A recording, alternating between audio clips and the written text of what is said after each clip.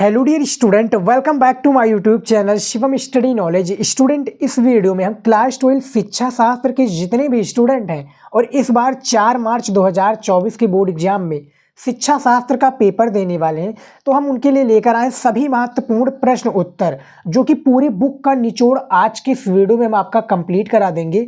महातांडव video है आज आप लोगों के लिए, जो शिक्षा शास्त्र के स्टूडेंट हैं और बोर्ड एग्जाम में 4 मार्च को पेपर देने वाले हैं। जो मैं आज के इस वीडियो में प्रश्न बताने वाला हूं, ये 4 मार्च के पेपर में 101% यही सारे प्रश्न पूछे जाएंगे शिक्षा शास्त्र में। पूरी बुक का निचोड़ है स्टूडेंट, याद रखिएगा। सबसे इंपॉर्टेंट वीडियो, लगभग 1.5 से 2 घंटे का वीडियो ये आपका हो जाएगा शिक्षा शास्त्र का। हर एक सब्जेक्ट का मैंने महातांडव वीडियो लेकर आया हूँ। आज बारी है शिक्षा शास्त्र की, तो इसमें बताए गए जितने भी प्रश्न हैं आप लोग पढ़ लीजिए। अभी तक जिन भी स्टूडेंट ने कुछ भी नहीं तैयार किया है, ये वीडियो देख लो, उनको काफ़ी अच्छा स्कोर करने से कोई भी नहीं रोक सकता। सभी प्रश्न को बताने वाला हूं, जो काफ़ी स्टूडेंट का डाउट था कि सर शिक्षा शास्त्र पर वीडियो बनाइए, तो आज वीडियो आप ही लोगों के लिए सारे प्रश्न को कंप्लीट करके हम बताएंगे आपको। सारे प्रश्न का मैं उत्तर देने वाला हूं इस वीडियो में, तो वीडियो को ध्यानपूर्वक देखिएगा और इसमें बताए गए एक एक प्रश्न को आप लोग लिख लीजिए, लिखना चाहे नहीं तो दिमाग में फीड कर लीजिए, क्योंकि प्रश्न आएगा। तो यहाँ पर देखिए स्टूडेंट, सबसे पहले हम बहुविकल्पीय प्रश्न से शुरुआत करेंगे, क्योंकि आपको पता होगा शिक्षा शास्त्र में 5 बहुविकल्पीय प्रश्न पूछे जाते हैं। यहाँ पर देखिए सबसे पहला प्रश्न क्या पूछा गया है, ये देखिए। सबसे पहला प्रश्न पूछा गया है कि वैदिक काल में विद्यार्थी कहाँ शिक्षा प्राप्त करते थे। आपके ऑप्शंस में देख सकते हैं, ये आपका विहार, गुरुकुल, स्कूल या मदरसा। जो आपका फर्स्ट चैप्टर है ना स्टूडेंट, प्राचीन कालीन भारतीय शिक्षा, पहले हुआ करता था वैदिक कालीन शिक्षा, लेकिन उसको नाम चेंज कर प्राचीन कालीन हो गया है। तो वैदिक काल में जो विद्यार्थी गुरुकुल में स्टूडेंट क्या है, गुरुकुल में शिक्षा प्राप्त करते थे। आप लोगों को पता होगा स्टूडेंट, तो 26 चैप्टर हैं आपके शिक्षा शास्त्र में, और काफ़ी ज़्यादा इंपॉर्टेंट चैप्टर हैं और बहुत ज़्यादा चैप्टर हैं। तो उसी के हिसाब से हमें शिक्षा शास्त्र की तैयारी करनी पड़ेगी, और आप ही लोगों के डिमांड पर आज ये वीडियो हमने काफ़ी मेहनत से बनाया है।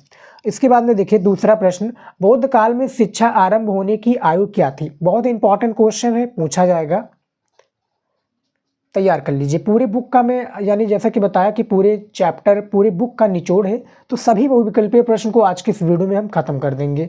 तो दूसरे का सी हो जाएगा, 8 वर्ष में क्या शिक्षा आरंभ करने की जो आयु थी वो 8 वर्ष की थी। उसके बाद में देखिए 3 नंबर प्रश्न, बौद्ध काल में छात्रों को किस संस्कार के बाद मठों में शिक्षा ग्रहण करने हेतु प्रवेश किया जाता था। उपनयन संस्कार तो वैदिक काल में होता है। प्रव्रज्जा संस्कार इसमें से राइट आंसर हो जाएगा, जो कि क्या है, बौद्ध काल में जब कराया जाता था तब, यानी पहले प्रव्रज्जा संस्कार होता था, तब बालकों को क्या है मठों में यानी प्रवेश दिया जाता था कि आप पढ़िए आकर। फिर उसके बाद में जो बिस्मिल्लाह है, ये मुस्लिम काल से संबंधित है। उपनयन आपका वैदिक काल से। और यहाँ पर देखिए स्टूडेंट, जैसा कि वैदिक काल में विद्यार्थी को जो शिक्षा प्राप्त होता था वो गुरुकुल में होता था, वैसे ही जो बौद्ध काल में शिक्षा प्राप्त होता है ये मठों में होता है। ये प्रश्न आपका पूछा जाएगा, तो इसका आंसर आप लोग याद रखिएगा। उसके बाद में देखिए 4 नंबर प्रश्न, यहाँ पर देखिए, मध्यकालीन समय में कौन सा शिक्षा का केंद्र नहीं था। यानी ये जो आपका तीसरा चैप्टर है मध्यकालीन यानी मुस्लिम कालीन शिक्षा, उससे लिया गया है। तो तक्षशिला उसमें क्या है, नहीं था। आप लोग देख सकते हैं, काफ़ी ज़्यादा इंपॉर्टेंट प्रश्न है, और कॉपी में लिख रहे हैं तो अच्छी बात है, नहीं लिख रहे हैं तो भी अच्छी बात है। बस आप प्रश्नों को अपने दिमाग में फीड कर लीजिए, क्योंकि प्रश्न आएगा। 5वां नंबर प्रश्न देखिए क्या है, कलकत्ता, जो कि अब क्या है कोलकाता हो चुका है, कोलकाता में फूट विलियम कॉलेज के संस्थापक कौन थे। VVI इंपॉर्टेंट क्वेश्चन है, और लगभग स्टूडेंट 30% स्टूडेंट को इस प्रश्न का उत्तर नहीं मालूम होगा। तो 5वें का जो आपका वी राइट आंसर हो जाएगा, लॉर्ड वेलेजली हो जाएंगे, जो कि इसके संस्थापक है। कलकत्ता में जो फूट विलियम कॉलेज बना है स्टूडेंट, समझ में आ गया। सारे प्रश्न कराऊंगा मैं आपको। 6 नंबर प्रश्न है, भारतीय स्कूलों के लिए सहायता अनुदान प्रणाली कब प्रारंभ हुई। तो ये जो प्रारंभ हुई थी, यानी चारों ऑप्शंस में आपका राइट आंसर सी हो जाएगा। और जिन भी स्टूडेंट अपना टेस्ट देना चाहते हैं, मैं जितने भी बहुविकल्पीय प्रश्न बताऊंगा, ईमानदारी से आप क्या है उसका आंसर अपने कॉपी में सबसे पहले लिख लीजिए। लास्ट में जब वीडियो को खत्म करूंगा, यानी कंप्लीट हो जाएगा हमारा वीडियो, तब उसके नीचे आप कॉमेंट कर दीजिएगा। ईमानदारी से कीजिएगा स्टूडेंट, क्योंकि ईमानदारी दिखाएंगे तभी आप बोर्ड एग्जाम में सफल हो पाएंगे। मैं हर एक वीडियोज में यही बताता हूँ। तो 6 नंबर का आपका सी राइट आंसर हो जाएगा। 1854 ईस्वी में इस सहायता जो अनुदान प्रणाली है ये प्रारंभ की गई थी। 7 नंबर प्रश्न देखिए यहाँ पर, शिक्षा आयोग यानी 1964 से 66 को कहा जाता है? तो ये क्या कहता है? कठोरी आयोग, मुदालियर आयोग, डॉक्टर राधा कृष्णन आयोग या हंटर आयोग? तो इनमें से आपका कठोरी आयोग बिल्कुल सही विकल्प है, यानी 7 का ए राइट आंसर हो जाएगा। 8 नंबर प्रश्न देखिए, नवोदय विद्यालय खोलने की घोषणा किस शिक्षा नीति में की गई थी? तो ये जो शिक्षा नीति हो जाएगा आपका राष्ट्रीय शिक्षा नीति 1968 में, या राष्ट्रीय शिक्षा नीति 1979 में, या राष्ट्रीय शिक्षा नीति 1986, या संशोधित राष्ट्रीय शिक्षा नीति 1992 में। तो इनमें से जो आपका राइट आंसर हो जाएगा वो सी हो जाएगा, बिल्कुल करेक्ट आंसर। 8 नंबर का सी राइट आंसर है। आराम से वीडियो को रोककर भी सारे प्रश्नों को देख सकते हैं। 9 नंबर प्रश्न है, शिक्षा से मेरा अभिप्राय विद्यालय में दी जाने वाली शिक्षा से है, ये कथन किसका है? लाला लाजपत राय, स्वामी दयानंद का, गोपाल कृष्ण गोखले का, या मदन मोहन मालवीय जी का? तो इनमें से डी राइट आंसर हो जाएगा, जो मदन मोहन मालवीय जी हैं इन्होंने ही ये कथन को कहा है। अगला प्रश्न देखिए 10 नंबर, यहाँ पर देखिए, बनारस हिंदू विश्वविद्यालय के संस्थापक कौन थे? हमने ये प्रश्न का उत्तर काफ़ी बार बता चुका हूँ, वेरी वेरी इंपॉर्टेंट कहना गलत नहीं है। तो इनमें से पंडित मदन मोहन मालवीय पर टिक लगा देना। बनारस हिंदू विश्वविद्यालय के संस्थापक यही हैं, 10 का ए राइट आंसर हो जाएगा। 11 नंबर प्रश्न देखिए, एनी बेसेंट का जन्म हुआ था कहाँ पर हुआ था? फ्रांस में, जर्मनी में, इटली में, या लंदन में? तो इनका जो जन्म हुआ था वो लंदन में हुआ था। 11 का आपका डी राइट आंसर हो जाएगा, लंदन में हुआ था। 12 नंबर प्रश्न है, महात्मा गांधी द्वारा प्रतिपादित शिक्षा योजना का क्या नाम था? वर्धा योजना, स्त्री शिक्षा योजना, या वैश्विक शिक्षा योजना, गुरुकुल योजना? इंपॉर्टेंट क्वेश्चन है। इनमें से सी राइट आंसर हो जाएगा, वैश्विक शिक्षा योजना हो जाएगा, जो कि राइट आंसर हो जाएगा। 12 का सी विकल्प बिल्कुल सही है स्टूडेंट। अगला प्रश्न देखिए, जितने भी ऑब्जेक्टिव क्वेश्चन बनते हैं और उसमें आप लोगों का डाउट था कि कौन से क्वेश्चंस आएंगे, ये क्वेश्चन से इंपॉर्टेंट है, तैयार कर लीजिए, और भी मैं इंपॉर्टेंट क्वेश्चन आप लोगों के लिए लेके आता रहूँगा। 13 नंबर प्रश्न है, रविंद्रनाथ का शिक्षा दर्शन किस विचारधारा से प्रभावित था? तो ये जो विचारधारा प्रभावित था ये प्रकृतिवाद से था, यानी 13 का वी विकल्प राइट आंसर है। उसके बाद में देखिए 14 नंबर प्रश्न, पर्यावरण शिक्षा को स्कूली पाठ्यक्रम में जोड़ा गया, किस सन में जोड़ा गया था? तो ये जो जोड़ा गया था स्टूडेंट वो आपका 1970 में जोड़ा गया था, यानी पर्यावरण शिक्षा स्कूली में जोड़ा गया था 1970 में। और जो भी स्टूडेंट टेस्ट दे रहे हैं, अच्छी बात है, आप लोग टेस्ट दीजिए, और इससे एक अंदाज़ा ये लग जाता है कि आपकी तैयारी शिक्षा शास्त्र में या अन्य सब्जेक्ट का जब आप टेस्ट देते हैं तो उसमें पता चल जाती है कि आपने कितने प्रतिशत तक अपनी तैयारी को पूर्ण किया है। और स्टूडेंट इसमें बताए गए जितने भी ऑब्जेक्टिव क्वेश्चन है, किसी का भी आंसर आप लोगों को गलत लग रहा है, यानी विकल्प आपको गलत लग रहा है, कमेंट में नहीं तो इंस्टाग्राम पर ज़रूर पूछ लीजिएगा, क्योंकि एक भी डाउट हम आप लोगों के मन में नहीं चाहते हैं। 15 नंबर प्रश्न है, कैंसर रोग किस प्रदूषण का परिणाम है? जल प्रदूषण का, मृदा प्रदूषण, ध्वनि प्रदूषण, या रेडियोधर्मिता प्रदूषण? तो ये जो रेडियोधर्मिता प्रदूषण है कैंसर रोग का क्या है? प्रदूषण का परिणाम यही है। 16 नंबर प्रश्न है, भारत में पर्यावरण विभाग की स्थापना कब की गई है? ये भी 4 ऑप्शंस के थ्रू है, और ऐसे ही आपके बोर्ड की कॉपी में पूछा जाएगा, यानी पेपर में पूछा जाएगा। आप लोगों ने शिक्षा शास्त्र का मॉडल पेपर वाला वीडियो नहीं देखा है तो जाकर देख लो, उसमें हमने बताया कि बोर्ड पेपर में, यानी 4 मार्च को जो पेपर है आपका, कैसे पेपर होने वाला है, उसमें सारी चीज़ों को बताया है। और वो मॉडल पेपर भी जो ऑफिशियल है उसको भी मैंने सॉल्व किया है। तो ज़्यादा से ज़्यादा आप लोग मॉडल पेपर भी सॉल्व कीजिए शिक्षा शास्त्र का। 16 नंबर प्रश्न है, भारत में पर्यावरण विभाग की स्थापना कब की गई थी? तो जो इसकी विभाग की स्थापना की गई थी तो 1 नवंबर 1986 को। 16 का डी बिल्कुल सही आंसर है। यहाँ पर देखिए 17 नंबर प्रश्न है, आग लगना या अग्निकांड किस प्रकार की आपदा है? आग लगना, यहाँ पर देखिए दिमागी क्वेश्चन है, प्राकृतिक आपदा, मानवकृत आपदा, या आघात आपदा, या देवी प्रकोप संबंधी आपदा? तो सी हो जाएगा, क्योंकि ये मानवकृत है। आग लगना या अग्निकांड ये तो भैया बादर में तो हो नहीं जाएगा, ये किसी मनुष्य के द्वारा ही किया जाता है। अग्निकांड ये किस प्रकार की आपदा है? ये मानवकृत आपदा है। बाकी का जैसे हो गया बाढ़, भूकंप, उसके बाद में बाढ़, भूकंप, सुनामी, ये प्राकृतिक आपदा के अंतर्गत आते हैं स्टूडेंट, याद रखिएगा। तो 17 का सी राइट आंसर हो जाएगा। 18 नंबर क्वेश्चन देखिए, भूकंप की तीव्रता मापने का पैमाना कौन सा है? बहुत ही इंपॉर्टेंट क्वेश्चन है। SI scale, Newton scale, pascal scale, या रिएक्टर स्केल? किसकी तीव्रता? भूकंप की। तो रिएक्टर स्केल राइट आंसर हो जाएगा, यानी 18 का आपका ए विकल्प बिल्कुल सही आंसर है। 19 नंबर क्वेश्चन देखिए यहाँ पर, शिक्षा के प्रचार के लिए ऑपरेशन ब्लैक बोर्ड आरंभ हुआ था। कब हुआ था, यानी किस सन से लेकर किस सन तक ये बताना है। तो 19 का ए राइट आंसर हो जाएगा आपका। 1987 से लेकर 88 के बीच में ऑपरेशन जो ब्लैक बोर्ड है इसका आरंभ हुआ था। तो 19 का ए विकल्प सही आंसर है। अगला प्रश्न देखिए, स्टूडेंट इसको लिखने में काफ़ी ज़्यादा हमारा मेहनत लगा है, तो वीडियो को लाइक और चैनल को सब्सक्राइब कर लेंगे तो सारा मेहनत हमारा उतर जाएगा, कर लीजिए। और जो भी आपके दोस्त हैं उनको एक बार वीडियो ज़रूर शेयर कर दीजिए कि उनका भी हेल्प हो सके। 20 नंबर प्रश्न देखिए, SSA यानी सर्व शिक्षा अभियान प्रारंभ हुआ। कब प्रारंभ हुआ था, तो ये आपका 2001 में प्रारंभ हुआ था। 21 नंबर प्रश्न है, भारत में शैक्षिक स्तर के निम्न होने का कारण क्या है।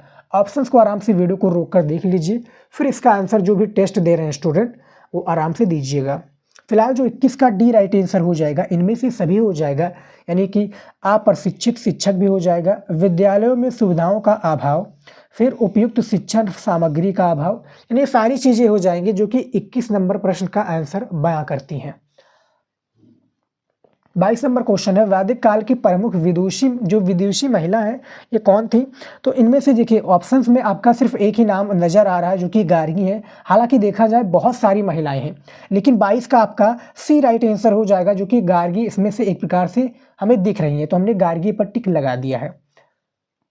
भारत में प्रौढ़ शिक्षा का आरंभ कब हुआ था। और स्टूडेंट आप लोगों ने कॉपी वाला वीडियो नहीं देखा है तो कॉपी वाला कोई भी हमारा सब्जेक्ट का उठाकर देख लीजिएगा। आप किस सब्जेक्ट पर उठाकर देखेंगे, आप समाज शास्त्र या नागरिक शास्त्र का उठाकर देखेंगे कि बोर्ड एग्जाम में कॉपी कैसे लिखी जाती है, उसमें हमने डिटेल में बताया है। उसी तरीके से आपको शिक्षा शास्त्र की भी कॉपी लिखनी है, तो जाकर देख लीजिएगा।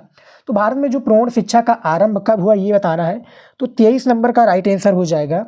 ये देखिए 23 नंबर का बी राइट आंसर हो जाएगा। यहाँ पर देखिए 1910 हो जाएगा इस बी, लेकिन इसको हमने गूगल पर सर्च किया था तो इसका आंसर कुछ अलग दिखा रहा था, यानी इसका आंसर कुछ अलग बता रहा था। वहाँ पर भी मैंने काफ़ी कन्फ्यूजन था।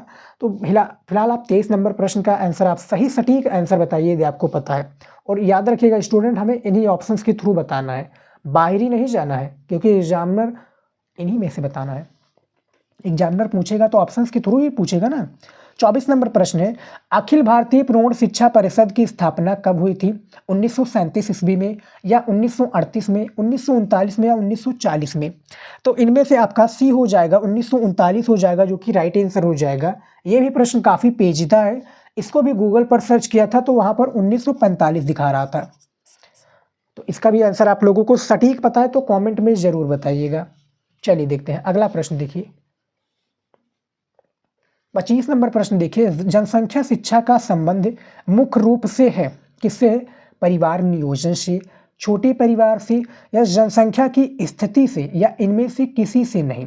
तो जो 25 नंबर प्रश्न है डियर स्टूडेंट, इनमें से आपका सी हो जाएगा, जनसंख्या की स्थिति से इसका संबंध है। जैसा कि आप देख सकते हैं दिमागी क्वेश्चन है, इसका आंसर आप लोगों को बड़े ही आसानी से पता चल जाएगा। 26 नंबर क्वेश्चन देखिए, यहाँ पर देखिए कौन सा प्रांत भारत की जनगणना 2011 के, यहाँ पर देखिए अनुसार सबसे अधिक जनसंख्या वाला, यानी सबसे अधिक जनसंख्या 2011 की जो जनगणना हुई थी इनमें बताना है। तो उत्तर प्रदेश पर टिक लगा दीजिएगा स्टूडेंट, जो कि अभी भी वही है, यानी सबसे अधिक जनसंख्या भारत का उत्तर प्रदेश यानी जिला है, यानी राज्य है। उसके बाद में देखिए 27 नंबर प्रश्न, भारत में जनगणना कितने वर्षों के बाद की जाती है। तो ये जो है 10 वर्षों में की जाती है, यानी 27 का सी भी राइट आंसर हो जाएगा। 10 वर्ष यानी हर 10 सालों में एक बार जनगणना जरूर होती है भारत में। उसके बाद में 28 नंबर प्रश्न है, सीखने में परिवर्तन होता है व्यक्ति की प्रेरणाओं में, व्यक्ति के मूल प्रवृत्तियों में, या व्यक्ति के व्यवहार में, या व्यक्ति के व्यक्तित्व में। सीखने की बात हो रही है स्टूडेंट, परिवर्तन होता है इसके व्यवहार में, यानी सी पर टिक लगा दीजिएगा जब भी आपका प्रश्न पूछा जाए।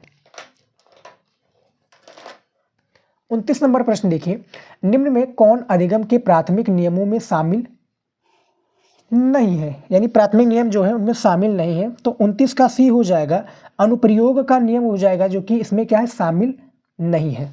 तो 29 का सी राइट आंसर हो जाएगा आप लोगों का।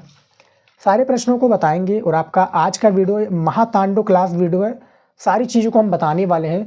और आप लोगों से रिक्वेस्ट है स्टूडेंट, आप लोगों ने हमारा टॉपिक वाला वीडियो नहीं देखा है तो जाकर देख लो, अभी हमने शायद सुबह ही अपलोड किया है। वो सारे यानी 92 प्रश्न हमने क्या है 92 प्रश्न नहीं, हाँ उसमें कुछ इंपॉर्टेंट प्रश्न है जो कि तैयार कर लीजिएगा। 92 तो हमारा इकोनॉमिक्स का है, इकोनॉमिक्स वाला वीडियो भी आपको मिल जाएगा, तो उसको भी तैयार कर लीजिएगा। फिलहाल देखिए 30 नंबर प्रश्न, अंतर्दृष्टि या सूझ द्वारा सीखने के सिद्धांत के जनक कौन है? तो इनमें से जो 30 नंबर प्रश्न है ये आपका बी हो जाएगा, कोहलर हो जाएंगे, कोहलर हो जाएंगे, जो कि ये सीखने का सिद्धांत इन्हीं का है। 31 नंबर प्रश्न है आपका, मैकडूगल के अनुसार मूल प्रवृत्तियों की संख्या है 10 है, 14 है, 8 है, 12 है। तो ये जो संख्या हो जाएगी 14 हो जाएगी। 31 का भी राइट आंसर हो जाएगा। 32 नंबर प्रश्न देखिए, व्यक्ति की जन्मजात प्रेरणा क्या है? आदत है, मनोरंजन है, महत्वाकांक्षा है, भूख है? स्टूडेंट बहुत इंपॉर्टेंट क्वेश्चन है और ये क्या है, दिमागी क्वेश्चन भी है। आप लोग थोड़ा दिमाग लगाएंगे इसका आंसर पता चल जाएगा। तो इनमें से भूख हो जाएगा, क्योंकि भैया भूख हमें क्या है, जन्म से ही प्रारंभ हो जाती है। भूख लगती है तो हम दूध पीते हैं माँ का। सेम उसी प्रकार से व्यक्ति की जन्मजात प्रेरणा ना कि आदत है। आदत तो हम धीरे धीरे जब बड़ा होते हैं तो हमें लगता है। मनोरंजन भी हम बड़े होते हैं तब करते हैं। महत्वाकांक्षा भी हमारा होता है किसी भी चीज़ को पाने में जब बड़ा होता है तब। भूख तो भैया प्रारंभ से ही लगता है। बहुत इंपॉर्टेंट क्वेश्चन है। वैसे ही हमारा 33 नंबर भी प्रश्न पूछा गया कि निम्न में से कौन जन्मजात प्रेरक नहीं है? नहीं की बात हो रही है, तो इनमें से जुआ खेलना, क्योंकि भैया जुआ खेलना ही हमारा प्रारंभ से यानी जन्मजात प्रेरक नहीं है। बाकी की सारी चीज़ें, भोग भी हमें जन्म से ही लगता है, प्यास भी हमें जन्म से ही लगता है और नींद भी हमें जन्म से ही लगती है। लेकिन जुआ खेलना जैसा जैसा हम बड़ा होते हैं, जैसे जैसे हम किसी बुरे इंसानों का संगत करते हैं और वो हमें सिखा देता है तो जुआ खेलने लगते हैं। तो ये एक प्रकार से 33 का सी राइट आंसर हो जाएगा। उसके बाद में देखिए 34 नंबर प्रश्न देखिए, किसी भी दृष्टिकोण से देखा जाए अंतिम विश्लेषण में अवधान एक क्या है, प्रेरणात्मक प्रक्रिया है। ये किसका कथन है? मन हो जाएंगे इनमें से राइट आंसर, यानी 34 का ए विकल्प बिल्कुल सही विकल्प है। ये भी हमारा प्रश्न हो गया है। सारे प्रश्न जैसा कि हमने बताया 26 चैप्टर हैं और हर एक चैप्टर के एक एक दो दो क्वेश्चंस को हमने शामिल किया है। और भी मैंने ऑब्जेक्टिव क्वेश्चन पर वीडियो बना दिया है, नहीं देखा है तो देख लीजिएगा।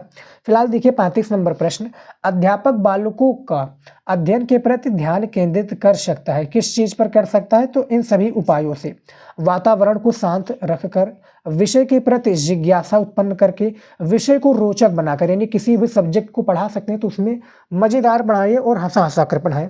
तो 35 का आपका डी राइट आंसर हो जाएगा। जब इस तरह से प्रश्न पूछा जाए तो आराम से पहले ध्यान से पढ़िए, ध्यान से पढ़े करने के बाद में आपको प्रश्न का उत्तर नहीं भी मालूम है तो आपको मिल जाएगा, जैसा कि हमने जन्मजात वाले में कहा था।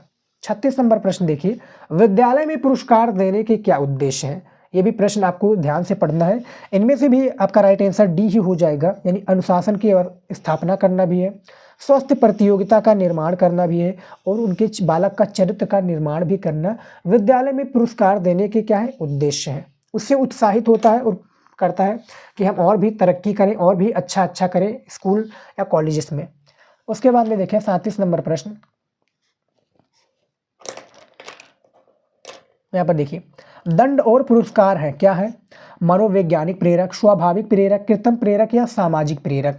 तो 37 का आपका राइट आंसर डी हो जाएगा, ये सामाजिक प्रेरक हो जाएगा। दंड और पुरस्कार आराम से देख लीजिए, समझ लीजिए। उसके बाद देखिए 38 नंबर प्रश्न, निम्न में से क्या है, निम्न में से कौन सा मानसिक रूप से स्वस्थ व्यक्ति की विशेषता नहीं है? स्वस्थ विशेषता नहीं है तो 38 का सी राइट आंसर हो जाएगा। तनाव हो जाएगा, जो कि मानसिक रूप से स्वस्थ व्यक्ति की विशेषता नहीं है। तनाव में वो नहीं रह सकता। 39 नंबर प्रश्न है, यहाँ पर देखिए, निम्नलिखित में से कौन सा लक्षण मानसिक रूप से स्वस्थ व्यक्ति का लक्षण है? स्वमूल्यांकन की योग्यता, समायोजनशीलता या आत्मविश्वास या ये सभी? तो 39 का डी हो जाएगा, जो कि क्या है, व्यक्ति का लक्षण है मानसिक रूप से स्वमूल्यांकन की योग्यता, समायोजन की शीलता भी और आत्मविश्वास भी। तो 39 का डी राइट आंसर हो जाएगा। 40 नंबर प्रश्न देखिए, यहाँ पर निम्नलिखित में से कौन मानसिक स्वास्थ्य विज्ञान का संप्रत्यय स्पष्ट करता है? तो 40 का भी आपका राइट आंसर क्या हो जाएगा, वी हो जाएगा। असंतुलन दूर करने के उपाय, 40 का वी राइट आंसर है। 41 नंबर प्रश्न देखिए, 70 से 80 बुद्ध लब्धि वाला व्यक्ति कहलाता है, प्रखर कहलाता है, प्रतिभाशाली, सामान्य या दुर्लभ बुद्धि? दुर्लभ बुद्धि कहलाएगा, जो कि 70 से 80 IQ वाला व्यक्ति होगा ना, उसे दुर्लभ बुद्धि कहते हैं। उसके बाद में देखिए 42 नंबर प्रश्न, प्रतिभाशाली यानी जीनियस जो बालक होते हैं उनकी बुद्धिलब्धि होती है, कितनी होती है? तो 140 से अधिक होती है। जो जीनियस होते हैं इनकी, यानी ये मनोविज्ञान से रिलेटेड आपका प्रश्न आ गया है, जिसको हम साइकोलॉजी भी कहते हैं ना, PSYCIOLOGY। आंसर सही है, कमेंट में जरूर बताइएगा कि साइकोलॉजी का आंसर आप लोगों ने सही दिया है, यानी सर अपनी। 43 नंबर प्रश्न देखिए, कक्षा शिक्षक के परिणाम स्वरूप किए गए ज्ञानार्जन का मूल्यांकन किया जाता है, किससे किया जाता है इसका मूल्यांकन? तो उपलब्धि परीक्षण से, यानी सी राइट आंसर हो जाएगा 43 नंबर प्रश्न का। अब यहाँ पर देखिए अगला प्रश्न, देखिए क्या है, 44 नंबर प्रश्न दिया है कि वस्तुनिष्ठ परीक्षण से हम माप सकते हैं। ये भी क्वेश्चन हमने काफ़ी बार अपने चैनल के माध्यम से आप लोगों को बता दिया है। तो इससे जो हम तर्क शक्ति को माप सकते हैं, 44 का सी राइट आंसर हो जाएगा आप लोगों का। अगला प्रश्न देखिए 45 नंबर, व्यक्तित्व गुणों का सामान्यित रूप है, ये कथन किसका है? जो व्यक्तित्व गुणों का क्या है, सामान्यित रूप है, ये कथन जो बेसिकली है ये किन का है ये बताना है। तो इनमें से डी हो जाएगी, स्किनर हो जाएंगे इसकी राइट आंसर। डी पर टिक लगा दीजिएगा जब ये प्रश्न पूछा जाए। 46 नंबर प्रश्न देखिए, RV कैटल द्वारा विकसित PF प्रश्नावली में प्रयुक्त, यहाँ पर देखिए PF व्यक्तित्व कारकों की संख्या क्या है? तो इसकी जो कारकों की संख्या है ये 16 है, यानी 46 का वी राइट आंसर हो जाएगा। 47 नंबर प्रश्न देखिए, शैक्षिक निर्देशन प्रदान करने में सहायक होता है, क्या सहायक होता है? व्यक्तित्व परीक्षण या बौद्धिक परीक्षण या अभिरुचि, ये जो अभिरुचि परीक्षण है ये, यदि इनमें से नहीं। तो 47 नंबर प्रश्न का बी हो जाएगा राइट आंसर, बौद्धिक परीक्षण हो जाएगा, जो कि क्या शैक्षिक जो निर्देशन होता है इसमें सहायक प्रदान होता है। वी राइट आंसर हो जाएगा आप लोगों का। उसके बाद में देखिए 48 नंबर प्रश्न क्या पूछा गया है, व्यवसायिक निर्देशन का प्रमुख उद्देश्य क्या है? शारीरिक विकास, मानसिक विकास करना, या सामाजिक विकास, या व्यावसायिक समस्या का समाधान। तो 48 का डी हो जाएगा। यहाँ पर आप पहले प्रश्न को समझिए फिर इसका आंसर दीजिए। क्या पूछा गया कि व्यवसायिक निर्देशन का प्रमुख उद्देश्य है, तो वो वही है, यानी 48 का डी राइट आंसर हो जाएगा। तो यहाँ पर देख सकते हैं स्टूडेंट, हमने क्या है 48 मोस्ट इंपॉर्टेंट बहुविकल्पीय प्रश्न को आपको बताया है, जो आपके शिक्षा शास्त्र के बुक से लिया गया है, काफ़ी ज़्यादा इंपॉर्टेंट है, जो कि हर एक चैप्टर से लगभग 1 से 2 प्रश्न को हमने बता दिया है। अब देखिए निश्चित उत्तरीय प्रश्न को हम बताते हैं, जो कि 5 ही प्रश्न आपके शिक्षा शास्त्र में पूछे जाते हैं बहुविकल्पीय, और 5 प्रश्न आपके पूछे जाते हैं कौन से? निश्चित उत्तरीय प्रश्न के। तो इसको भी मैं कंप्लीट कराऊंगा, हर एक चैप्टर का कंप्लीट कराऊंगा। और जो बाकी आपके जो डाउट है ना फर्स्ट में, एग्जामिनर जो इंप्रेस होता है स्टूडेंट, यानी एक प्रकार से पॉजिटिव पॉइंट आपके कॉपी में देखता है, वो बहुविकल्पीय और निश्चित उत्तरीय से उसे पता चल जाता है कि आगे आपने कॉपी कैसे लिखी है। तो इसी के लिए आपको करना है। उसके बाद में देखिए यहाँ पर देखिए, अब हमारा आ चुका है महत्वपूर्ण निश्चित उत्तरीय प्रश्न, जो कि ये भी 5 प्रश्न आपके शिक्षा शास्त्र में पूछे जाते हैं। 5 प्रश्न अब कहाँ से पूछा जाए, आपके 26 चैप्टर्स हैं,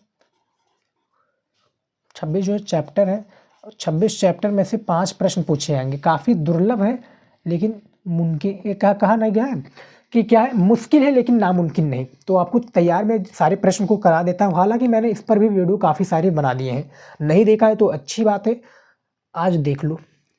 1 नंबर प्रश्न है, प्राचीन काल में गुरुकुलों में किस पद्धति से शिक्षा दी जाती थी? निश्चित उत्तरीय बेसिकली इसका जो आंसर देना होगा 1 लाइन में आपको देना होगा। हमने काफ़ी बार बताया ही आप लोगों को, आपको पता होगा। देखिए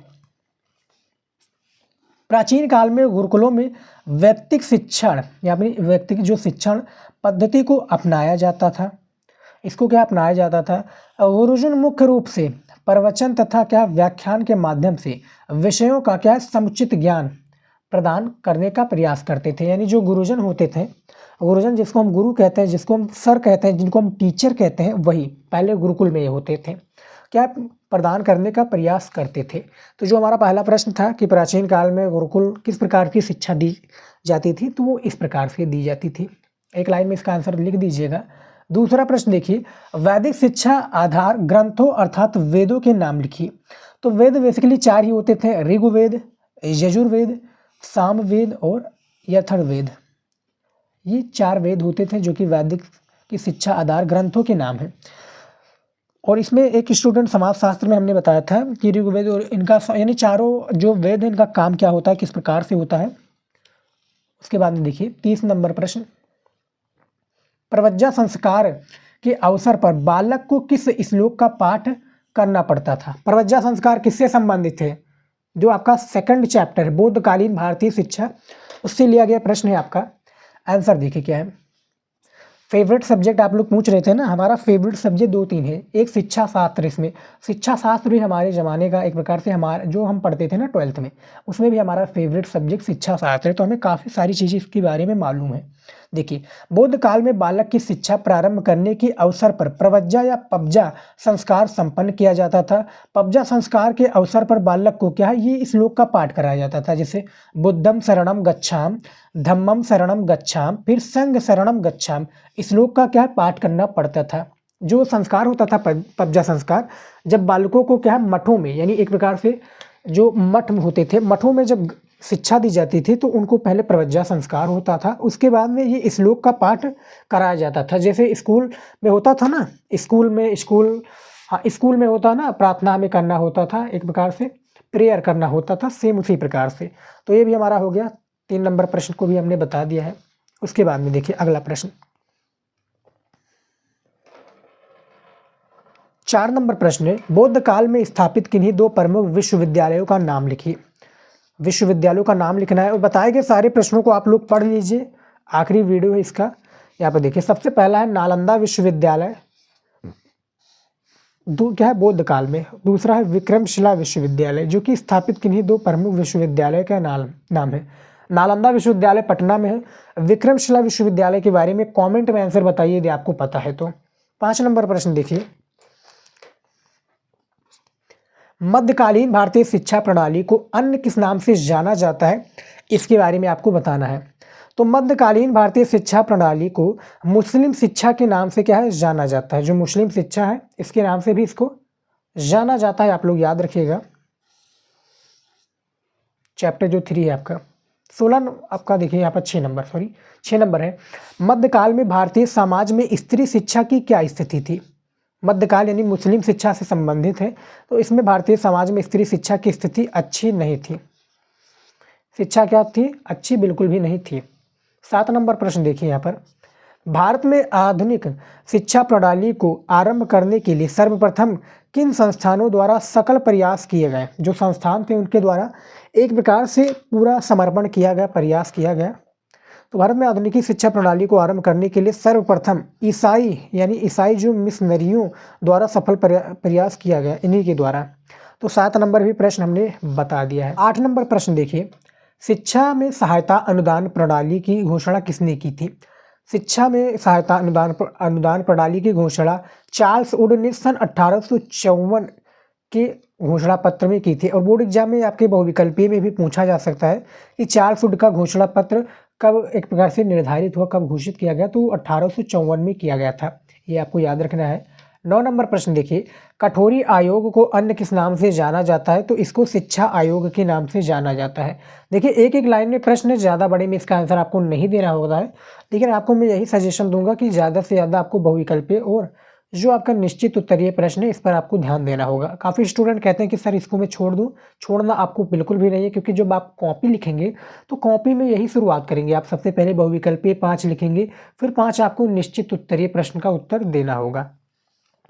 उसके बाद में देखिए 10 नंबर क्वेश्चन, RTI यानी इसका विस्तारित रूप यानी फुल फॉर्म लिखना है। तो राइट टू एजुकेशन इसका फुल फॉर्म हो जाएगा, जिसका हिंदी में अर्थ होता है शिक्षा का अधिकार, राइट टू एजुकेशन। 11 नंबर प्रश्न देखिए, मालवीय जी के अनुसार शिक्षा के पाठ्यक्रम के निर्धारण का आधार क्या होना चाहिए। तो मालवीय जी के अनुसार शिक्षा के पाठ्यक्रम का निर्धारण का आधार व्यक्ति, समाज एवं देश की आवश्यकता, संस्कृति एवं जीवन दर्शन होना चाहिए। ये जो पंडित मदन मोहन मालवीय जी हैं इनके अनुसार बताया गया है। उसके बाद में देखिए 12 नंबर प्रश्न, मदन मोहन मालवीय द्वारा स्थापित शैक्षिक संस्था का नाम बताइए। तो बनारस हिंदू विश्वविद्यालय है, ये इनकी एक प्रकार से शैक्षिक संस्था का नाम है। 12 का आपका जो राइट आंसर हो जाएगा ये बनारस हिंदू विश्वविद्यालय है। बहुविकल्पीय प्रश्न में भी ये प्रश्न पूछा जाता है, प्रश्न को आप लोग पढ़ लीजिए। उसके बाद में देखिए 13 नंबर प्रश्न, एनी बेसेंट मूल रूप से किस देश की नागरिक थी? एनी बेसेंट मूल रूप से आयरलैंड, यहाँ पर देखिए आयरलैंड की नागरिक थी। 14 नंबर प्रश्न है, हिंदू सेंट्रल कॉलेज की स्थापना किसने की थी? तो जो हिंदू सेंट्रल कॉलेज की स्थापना की थी, ये किसने की थी, ये आपको बताना है। तो भारतीय शिक्षा शास्त्री श्रीमती एनी बेसेंट ने, आप लोगों को पता होगा एनी बेसेंट कौन है, श्रीमती एनी बेसेंट ने की थी हिंदू सेंट्रल कॉलेज की स्थापना। और ये कहाँ की है, इनका इसमें बहुविकल्पीय में हमने बताया अभी कि इनका एक प्रकार से क्या है, ये मूल रूप से भारतीय ना होकर कहाँ के निवासी है, तो लंदन में ये आयरिश है, मूल रूप से भारतीय नाम का आयरिश है स्टूडेंट। लेकिन एक प्रकार से दिल कहते हैं ना कि दिल लग गया इनका इंडिया में। तो ये हमारा बताया गया था जो 14 नंबर प्रश्न है, इसका आंसर हमने दे दिया है। 15 नंबर प्रश्न देखिए, विश्व भारती की स्थापना के किन्हीं दो कारणों को बताइए। सबसे पहला है पूर्व और पश्चिम के बीच जीवित संबंधों की खोज, तथा दूसरा है पूर्व एवं पश्चिम के बीच पारस्परिक संस्कृति या सौहार्द तथा विवेक का प्रोत्साहन देना। ये विश्व भारती की स्थापना के किन्हीं दो कारणों का नाम है। 15 का राइट आंसर देख सकते हैं।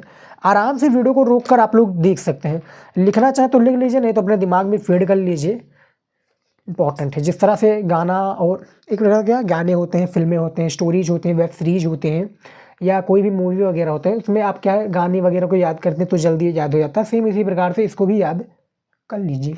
16 नंबर प्रश्न है, पर्यावरण शिक्षा मुख्य रूप से पर्यावरण के किस, यहाँ पर देखिए किस रूप या प्रकार से संबंधित है?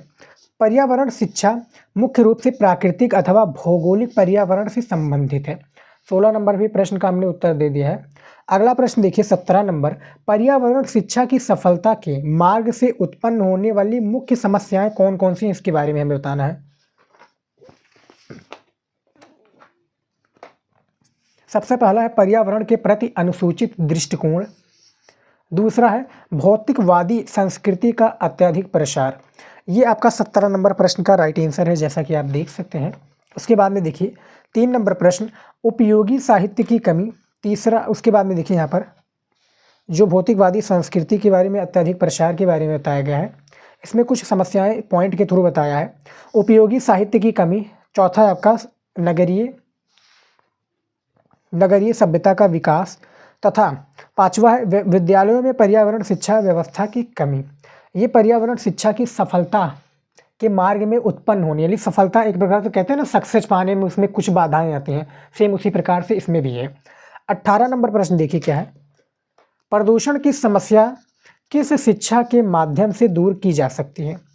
तो उसका उत्तर देखिए, पर्यावरण प्रदूषण की समस्या, यहाँ पर देखिए प्रदूषण की समस्या पर्यावरण शिक्षा के माध्यम से दूर की जा सकती है। इसका एक प्रकार से शिक्षा हमें देना चाहिए कि पर्यावरण को बचाएं, पर्यावरण में पेड़ पौधे अत्यधिक लगाएं, दूषित न करें पर्यावरण को, ये बताना चाहिए, उसमें शिक्षा में ऐड भी किया गया है। 19 नंबर प्रश्न देखिए, कारखानों की, यहाँ पर देखिए चिमनियों, जो कारखानों की चिमनियों से धुआं उगलने पर किस प्रकार का प्रदूषण होता है? तो कारखानों में चिमनियों के धुआं उगलने से जो प्रदूषण होता है वो वायु प्रदूषण कहलाता है। 20 नंबर प्रश्न देखिए, आग के नितांत अभाव से हमारा कौन सा महत्वपूर्ण कार्य संपन्न नहीं होता? तो आग के नितांत भाव से भोजन पकाने अर्थात पाक क्रिया का कार्य संपन्न नहीं हो सकता। 20 नंबर प्रश्न का आंसर देख सकते हैं। आराम से आप लोग वीडियो को रोक कर भी सारे प्रश्नों को आंसर समझ सकते हैं, क्योंकि आप लोग के लिए जैसा कि हमने बताया स्टूडेंट समझना इंपॉर्टेंट है।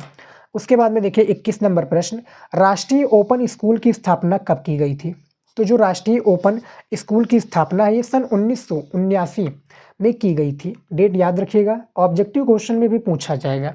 एक प्रकार से होता है ना स्टूडेंट, यानी अपोजिट, जैसे शुद्ध यानी धातु किस प्रकार से धातु और अधातु, सेम उसी प्रकार से अपोजिट होता है ना, कि मतलब इसका क्वेश्चन उसमें पूछ लिया गया ऑब्जेक्टिव में, फिर ऑब्जेक्टिव का निश्चित उत्तरीय में पूछ लिया गया। उसके बाद में देखिए 22 नंबर प्रश्न, राष्ट्रीय साक्षरता मिशन किस आयु वर्ग के निरक्षरों के लिए चलाया गया है? तो 15 से 35 वर्ष के निरक्षरों के लिए जो राष्ट्रीय साक्षरता मिशन है इसको चलाया गया है। 22 नंबर भी प्रश्न का हमने उत्तर दे दिया है। 23 नंबर प्रश्न देखिए, शैक्षिक स्तर को उन्नत बनाने के लिए प्रत्येक जिले में कौन सा विद्यालय स्थापित किए गए हैं? जो प्रत्येक जिला, इसमें कौन सा स्थापित किया है विद्यालय। तो शैक्षिक स्तर के उन्नत बढ़ाने या फिर देखिए सॉरी बनाने के लिए प्रत्येक जिलों में नवोदय विद्यालय स्थापित किया। कौन सा विद्यालय? नवोदय विद्यालय, नाम याद रखिएगा।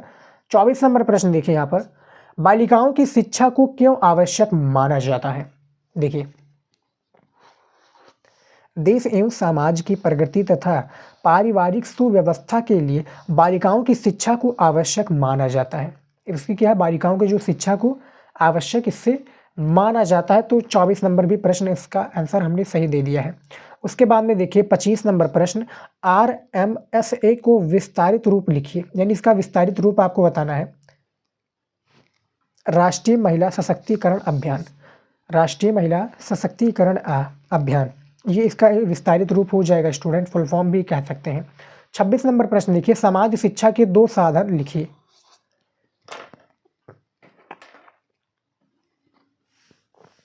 समाज शिक्षा के का है 2 साधन आपको लिखना है। तो देखिए सबसे पहला प्रौढ़ कक्षाएं, दूसरा है सामाजिक, यहाँ पर देखिए सामाजिक नहीं सामुदायिक केंद्र, ये समाज शिक्षा की 2 साधन हैं। 27 नंबर प्रश्न देखिए, भारत जैसे विकासशील देशों की प्रमुख समस्याएं क्या हैं? तो भारत जैसे विकासशील देशों की प्रमुख जो समस्या है, जनसंख्या की वृद्धि की दर का अधिक होना। प्रेजेंट टाइम में बात की जाए तो जनसंख्या कितनी है स्टूडेंट? 142 करोड़ से अधिक जनसंख्या है। 2011 के अनुसार बात की जाए तो 121 करोड़ से प्लस जनसंख्या थी। तो समस्या जो है भैया, चीन के बाद में हमारा सेकंड पर ही भारत आता है जनसंख्या के मामले में। उस जनसंख्या वृद्धि सबसे ज़्यादा एक प्रकार से समस्या है विकासशील भारत जैसे देशों का। 28 नंबर प्रश्न देखिए, सीखने से क्या आशय है? सीखने से आशय क्या? देखिए, व्यक्ति के व्यवहार में होने वाले प्रत्येक परिवर्तन को सीखना माना जाता है। यानी जो व्यक्ति के व्यवहार होता है, सीखना क्या प्रारंभ हम करते हैं? सीखना शुरुआत से अपने परिवार से, अपने फैमिली, अपने समाज, अपने आसपास के लोगों से सीखते हैं। और किसके क्या व्यवहार में, यानी व्यक्ति के व्यवहार में परिवर्तन होता है, इसी को हम सीखना कहते हैं। 29 नंबर प्रश्न देखिए, सीखने की प्रक्रिया में उस दशा को क्या कहते हैं जब व्यक्ति की सीखने की दर स्थिर हो जाती है? तो सीखने के पठार, आपका सीखने का पठार हो जाएगा, इसमें स्थिर हो जाते हैं। आराम से आप प्रश्न को पढ़िए। देखिए ज़्यादा आपको क्या है, काफ़ी आप लोगों को एक प्रकार से डाउट होगा कि सर क्वेश्चन तो बहुत बड़े बड़े में होता है लेकिन इसका आंसर बहुत छोटी में होता है। कहा नहीं गया, जिस प्रकार से काम उस प्रकार से दाम। जिस प्रकार से आपको क्या है काम करेंगे, यानी जिस प्रकार से आपको दाम दिया जाएगा, यानी आपको 1 रुपये का दाम दिया गया है तो 1 रुपये वाला आप काम करेंगे। सेम इसी प्रकार से आपको ये 1 रुपये वाला काम है और इसका आंसर इतने में ही है जितने में एग्जामिनर संतुष्ट हो जाएगा। 30 नंबर प्रश्न है, किसी कार्य को करने के लिए सर्वाधिक अनिवार्य कारक को क्या कहते हैं? तो देखिए, किसी कार्य को करने के लिए सर्वाधिक जो अनिवार्य कारक को प्रेरणा कहते हैं। क्या कहते हैं प्यारे स्टूडेंट? इसको हम प्रेरणा कहते हैं। 31 नंबर प्रश्न है, अभिप्रेरणा जो को प्रेरणा का कोई एक वर्गीकरण बताइए। इसका क्या है, आपको जो कि अभिप्रेरणा है इसको हम प्रेरणा भी कहते हैं, इसका कोई एक वर्गीकरण बताना है। तो आंसर देखिए, अभिप्रेरणा के एक वर्गीकरण के अंतर्गत प्रेरणा को 2 वर्गों में बांटा जाता है। सबसे पहला है जन्मजात प्रेरक, दूसरा है अर्जित प्रेरक। ये अभिप्रेरणा यानी प्रेरणा को 2 भागों में बांटा जाता है। 32 नंबर प्रश्न देखिए क्या है, रुचि अपने क्रियात्मक रूप में एक मानसिक प्रवृत्ति है, ये किसका कथन है? जो रुचि है ये अपने क्रियात्मक रूप से एक मानसिक प्रवृत्ति है, ये कथन जो बेसिकली प्रस्तुत जेम्स ड्रेवर का है। जो जेम्स ड्रेवर जी है, इसका ड्रेवर इनका नाम भी होता है अजीब भैया, जेम्स ड्रेवर, ड्राइवर भी रख सकते थे, कोई गलत नहीं है। 35 नंबर प्रश्न देखिए, रुचि के 2 स्रोतों का नाम लिखिए। तो जन्मजात रुचियों का स्रोत मूल प्रवृत्तियां होती हैं तथा अर्जित रुचियों का स्रोत व्यक्ति का वातावरण होता है। यहाँ पर देख सकते हैं 33 नंबर भी प्रश्न का हमने उत्तर दे दिया है। उसके बाद में देखिए यहाँ पर 34 नंबर प्रश्न है, मूर्ति पुरस्कार किसे कहते हैं? 3 उदाहरण दीजिए। इसके हमें क्या बेसिकली 3 हमें उदाहरण देना है। देखिए, किसी वस्तु अथवा सामग्री के रूप में दिए जाने वाला पुरस्कार मूर्ति पुरस्कार कहलाता है। इसके उदाहरण है क्या है, कोई उपयोगी वस्तु जैसे बैट, फुटबॉल आदि, शील्ड तथा धनराशि, ये मूर्ति पुरस्कार होगा। बैट, फुटबॉल आदि, उसके बाद में यानी और सारी भी चीज़ें हैं जैसे शील्ड तथा धनराशि, ये मूर्ति पुरस्कार हो। इसके 3 उदाहरण ये हैं, बैट, फुटबॉल और शील्ड तथा धनराशि। 35 नंबर प्रश्न है, दंड के विभिन्न उद्देश्य बताइए। विभिन्न आप लोगों को क्या बताना है प्यारे स्टूडेंट, उद्देश्य बताना। इसका उद्देश्य क्या है दंड का? तो दंड देने के 4 उद्देश्य हो सकते हैं। सबसे पहला है प्रतिशोधात्मक उद्देश्य, दूसरा है आपका सुधारात्मक उद्देश्य, उसके बाद में तीसरा है प्रतिरोधात्मक उद्देश्य तथा चौथा है परिणाम का बोध कराने का उद्देश्य। तो ये दंड के उद्देश्य हैं। प्रतिशोधात्मक में थोड़ा समझाऊंगा, यानी प्रतिशोध की भावना लेकर। मान लीजिए कि मैं क्या है, मैं टीचर हूँ, मैं टीचर तो हूँ और मैं स्कूल में गया, स्कूल में मैंने किसी टीचर को उठाकर क्वेश्चन पूछा और वो क्या है नहीं बता पाया, सारे बच्चों के सामने नहीं बता पाया, उसको बेइज्जती महसूस हुआ। तो उसने क्या कहा कि बाहर तू मिल, मैं तुमको देख लेता हूँ। तो ये प्रतिशोधात्मक बालक हो गया कि बालक को क्या एक प्रकार से दंड हमने दिया, उसको क्या डंडे से हमने स्टिक से मारा उसको 2 डंडे, और वो सब उसके सामने क्या है बच्चे हंसने लगे तो उसको भैया गुस्सा आया और वो कहा गुस्से में कि बाहर तो मैं देख लूँगा। तो ये प्रतिशोधात्मक उद्देश्य हो जाएगा। दूसरा है सुधारात्मक, कि किसी व्यक्ति को यानी वो क्या है एक प्रकार से गलत काम कर रहा है या क्वेश्चन का आंसर नहीं दे पा रहा, बार बार वही कर रहा है, तो उसको क्या है सुधारात्मक उद्देश्य के दंड देना चाहिए ताकि ये सुधर सके। प्रतिशोधात्मक उद्देश्य ये भी हो गया। फिर यहाँ पर देखिए 2 बार हो गया है। इसका उद्देश्य था परिणाम का बोध कराने का उद्देश्य। कोई भी गलत काम किया उसका उद्देश्य यानी कि ये आपने गलत काम किया है, इसका परिणाम भोगने के लिए। उदाहरण भी हमारे काफ़ी अजीब होते हैं। 36 नंबर प्रश्न है, मानसिक स्वास्थ्य विज्ञान की एक उत्तम परिभाषा दीजिए। देखिए ड्रेवर जी के अनुसार, जो कि एक शिक्षा शास्त्री हैं, इनके अनुसार मानसिक स्वास्थ्य विज्ञान का अर्थ है मानसिक स्वास्थ्य के नियमों का अनुसंधान करना और उनकी सुरक्षा के उपाय करना। जो उनकी सुरक्षा है इनकी क्या उपाय करना, ये भी है। लास्ट में देखिए हमारा क्वेश्चन 36 नंबर भी प्रश्न हमने बता दिया है। अगला क्वेश्चन है हमारा 37 नंबर। यहाँ पर देखिए मानसिक स्वास्थ्य को प्रभावित करने वाला प्रमुख कारक कौन सा है? तो यहाँ पर देखिए जीवन में सामंजस्य तथा सकारात्मक सोच मानसिक सोच को प्रभावित करने वाले प्रमुख कारक हैं। क्या ये प्रमुख कारक है? तो 37 नंबर भी प्रश्न हमारा हो गया। सिर्फ यहीं तक हमने प्रश्न बताए, हालांकि 26 चैप्टर हैं और हर एक चैप्टर के 1-1, 2-2 प्रश्न को हमने लिया है। हमने मोस्ट इंपॉर्टेंट ऑब्जेक्टिव क्वेश्चन पर वीडियो बनाया और निश्चित उत्तरीय पर भी हमने काफ़ी सारे वीडियोज बनाए, तो आप लोग तैयार कर लीजिएगा। तो 36 प्रश्न हमारा निश्चित उत्तरीय का भी हमने बता दिया है। यहाँ पर देखिए स्टूडेंट, जो क्लास 12 शिक्षा शास्त्र के, यहाँ पर देखिए क्लास 12 जो शिक्षा शास्त्र के हमारे स्टूडेंट हैं उनके लिए हम लेकर आ चुके हैं शिक्षा शास्त्र के महत्वपूर्ण अति लघु उत्तरीय प्रश्न। शिक्षा शास्त्र कक्षा 12 के महत्वपूर्ण अति लघु उत्तरीय प्रश्न है। बोर्ड एग्जाम में 4 नंबर का एक प्रश्न होता है, जो कि शायद 50 शब्दों में इसका आपको आंसर देना पड़ जाए। हाँ 50 शब्दों में आपको इसका आंसर, या 25 शब्दों में भी इसका आंसर, आप 25 शब्दों में इसका आंसर दिया होता है। 4 नंबर को आपका ये प्रश्न पूछा जाता है। तो यहाँ पर देखिए सबसे पहला प्रश्न क्या पूछा गया है। देखिए सबसे पहला प्रश्न है प्राचीन कालीन शिक्षण विधि का सामान्य विवरण प्रस्तुत कीजिए। जो प्राचीन कालीन का शिक्षण विधि, इसका सामान्य विवरण आप लोगों को प्रस्तुत करना है। आंसर के साथ में हम बात करेंगे, फालतू चीज़ें नहीं बताएंगी। देखिए प्राचीन काल में शिक्षा मुख्यतः मौखिक, यहाँ पर देखिए मौखिक थी। शब्दों के शुद्ध उच्चारण पर विशेष बल दिया जाता था। अशुद्ध उच्चारण का अहितकर तथा विनाशकारी समझा जाता था। ज्ञान का कंठस्थ करना विद्यार्थी की एक विशेषता थी। क्या है? गुरु वेद मंत्रों का उच्चारण करते हुए, यहाँ पर देखिए करते थे, ये गलत है, करते थे और शिष्य उनके सुनकर याद कर लेते थे। जिस तरह से हिंदी में होता है ना स्टूडेंट, आप लोगों ने हिंदी पढ़ा होगा, पंचलाइट कहानी, बहादुर कहानी, और उसमें हमने आप लोगों को बताया भी है कि आप सुनकर भी याद कर सकते हैं। तो वो बहुत ईजी से याद हो जाएगा। सुनकर भी आप हमारी बातों को सुनते होंगे तो बहुत ही ईजी याद हो जाता है। सेम उसी प्रकार से प्राचीन काल में भी था। जो शिक्षण विधि थी वो सामान्य विवरण इस तरह से प्रस्तुत किया जाता था। तो जो 1 नंबर प्रश्न इसको भी हमने बता दिया है। दूसरा प्रश्न देखिए,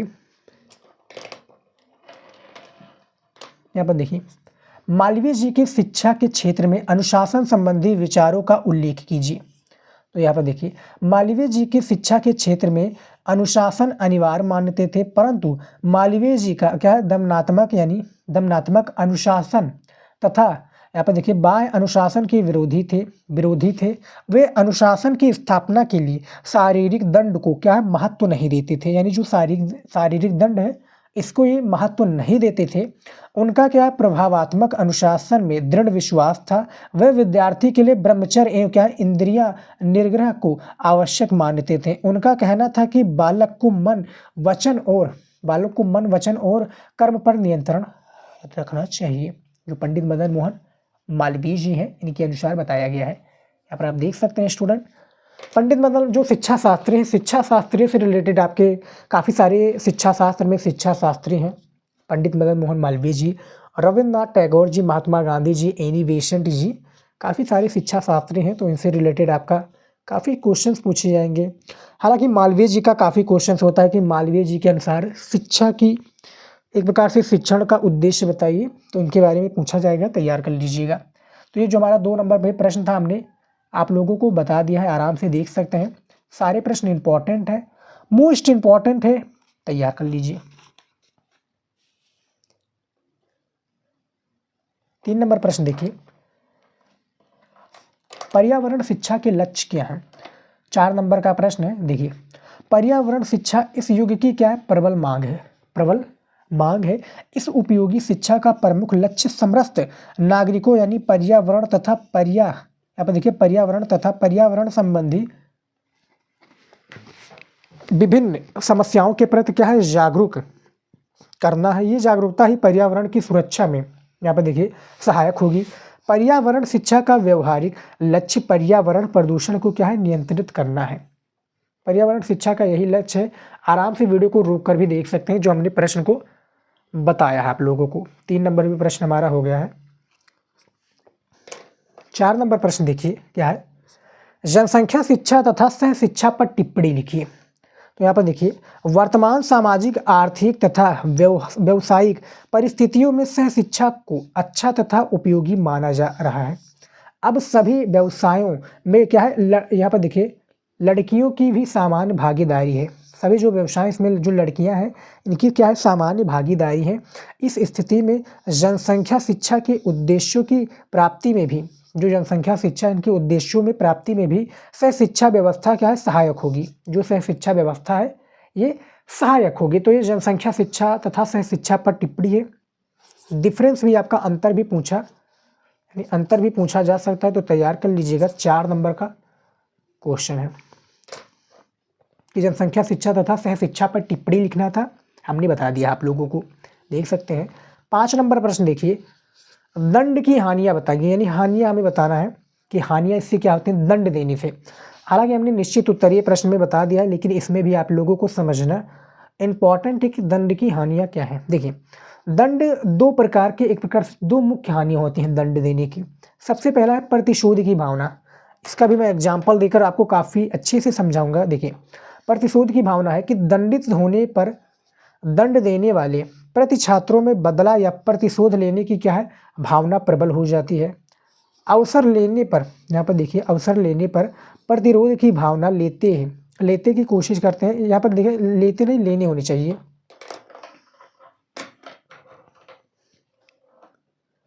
देखिए प्रतिरोध की भावना कि दंड होने पर यानी जो दंड देने वाले प्रति छात्रों में बदला या प्रतिशोध लेने की भावना प्रबल हो जाती है। अवसर लेने पर प्रतिशोध की भावना वो यानी जो विद्यार्थी हैं यानी जो छात्र हैं वो लेते हैं, उसकी कोशिश करते हैं। जैसे कि हमने एग्जाम्पल आपको दिया था निश्चित उत्तरीय प्रश्न में कि क्या होता है कि जो बालक आता है, किसी मैं टीचर हूँ और मैं गया कॉलेज स्कूल में, मैंने क्वेश्चन पूछा, नहीं जवाब दे पाया, उसको क्या मैंने स्टिक से दंड दिया। अब उसके यानी बच्चे जो थे आसपास के यानी जो स्कूल में पढ़ रहे थे उसे यानी उस रूम में क्या सब उस पर हंसने लगे, उस पर मतलब एक प्रकार से देखने लगे।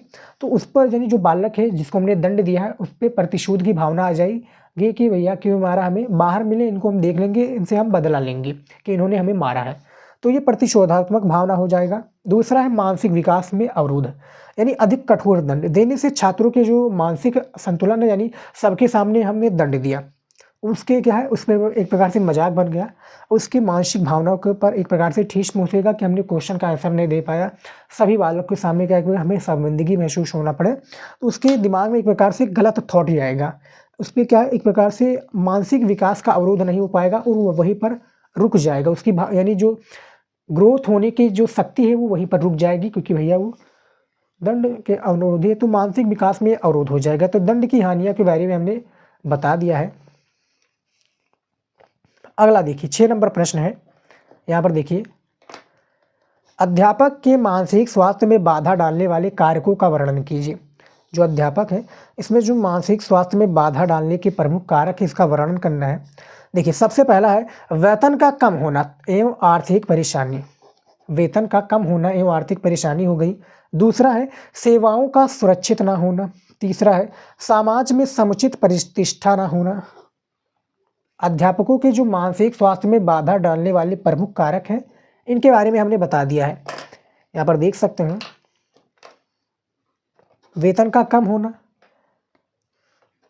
उसके बाद में देखिए परेशानी, फिर सेवाओं का सुरक्षित ना होना, तीसरा समाज में समुचित प्रतिष्ठा ना होना यानी सरकारी वाला ना होना, प्राइवेट वाला होना, कार्यभार का अधिक होना, फिर पांचवा विद्यालय का वातावरण अच्छा ना होना, 6 स्वस्थ मनोरंजन उपलब्ध ना होना, 7वां है प्रधानाचार्य और प्रबंधकों से विवाद। यानी एक प्रकार से कह सकते हैं स्टूडेंट जो प्राइवेट के स्कूल होते हैं उसमें वेतन कम होता है।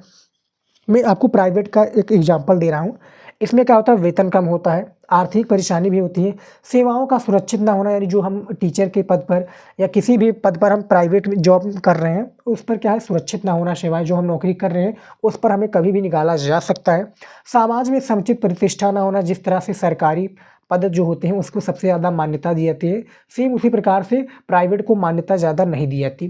कार्यभार का अधिक होना यानी प्राइवेट जॉब में आपको पता ही होगा कि जो मालिक होता है, जो हमारा बॉस होता है वो हमसे सबसे ज़्यादा काम करवाना चाहता है। यानी हमें वो 10,000 सैलरी दे रहा है तो उससे वो कहेगा कि महीने का क्या है हमें 15,000 दो, यानी हमसे 15,000 वो निकलवाना चाहेगा। फिर समाज में समुचित प्रतिष्ठा, कार्यभार का अधिक होना, विद्यालय का वातावरण अच्छा ना होना यानी हम विद्यालय का मान लेते हैं तो विद्यालय का क्या भैया उसका वातावरण अच्छा ना होना, स्वस्थ मनोरंजन उपलब्ध ना होना, फिर प्रधानाचार्य और प्रबंधकों से विवाद होना कि भैया टीचर इस तरह से नहीं इस तरह से है, यानी जो भी क्वेश्चन होंगे जो भी डाउट होंगे उनके द्वारा। 7 नंबर प्रश्न देखिए, यहाँ पे देखिए उपलब्धि परीक्षण के मुख्य उद्देश्यों के उल्लेख कीजिए। इसका क्या है मुख्य जो उद्देश्य इसके बारे में आपको उल्लेख करना है, इसके बारे में बताना है। देखिए सबसे पहला है छात्रों की क्षमताओं तथा योग्यताओं का ज्ञान कराना, जो छात्र हैं उनकी क्षमताओं तथा योग्यताओं का ज्ञान कराना आप लोगों को। दूसरा है बालकों को अर्जित ज्ञान को उचित ढंग से अभिव्यक्त करने के लिए प्रेरित करना, उसको क्या अभिव्यक्त करने के लिए क्या करना प्रेरित करना। तीसरा है बालकों के ज्ञान की सीमा का मापन करना, यानी जो बालक हैं उनके ज्ञान कितने % है उनके सीमन का उनका जो सीमा उसके मापन करना, यानी क्वेश्चंस पूछते रहना, उनको क्या एक प्रकार से मॉक टेस्ट देना कि किस प्रकार से उनके अंदर ज्ञान है, वो क्या करते हैं, अपने ज्ञान का मापन करना। चौथा है ये ज्ञात करना कि बालक पाठ्यक्रम के लक्ष्यों या उद्देश्यों की ओर अग्रसर हो रहे हैं या नहीं, तो इनके बारे में जानना। तो उपलब्ध परीक्षणों से ये याद रखिएगा, और उपलब्ध परीक्षण से हम क्या माप सकते हैं, बोर्ड एग्जाम में ये भी पूछा जाएगा। तो तर्क शक्ति को ऑब्जेक्टिव क्वेश्चन में पूछा जाए तो याद कर रखिएगा, तर्क शक्ति हमारा राइट आंसर हो जाएगा। फिलहाल यहाँ पर देख सकते हैं उपलब्ध परीक्षणों के बारे में भी हमने बता दिया है, इसके उद्देश्यों के बारे में बता दिया है। तो फिलहाल यहाँ पर देख सकते हैं हमने 7 अति लघु उत्तरीय प्रश्न का उत्तर दिया है। हालांकि इस पर भी हमने वीडियो बना दिया है, काफ़ी सारे अति लघु उत्तरीय प्रश्न पर हमने शिक्षा शास्त्र पर वीडियो बनाया है। तो फिलहाल आज की इस वीडियो में स्टूडेंट इतना ही। आई होप कि आज का वीडियो आपको पसंद आया होगा। महातांडव क्लास था, वीडियो को पूरा देखा होगा तो आपको सारी चीज़ें पता होगी। तो फिलहाल स्टूडेंट इस वीडियो में इतना ही, और आप लोगों ने टॉपिक वाला हमारा वीडियो नहीं देखा तो जाकर जरूर देखिएगा, काफ़ी ज़्यादा इंपॉर्टेंट है आप लोगों के लिए। तो इस वीडियो में इतना ही, मिलता है नेक्स्ट वीडियो में नए टॉपिक के साथ। जय